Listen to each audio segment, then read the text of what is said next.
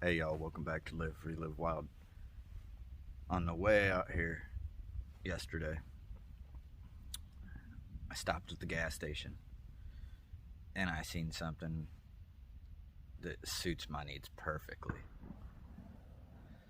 It's a sock hat. No big deal, right? Just a regular sock hat.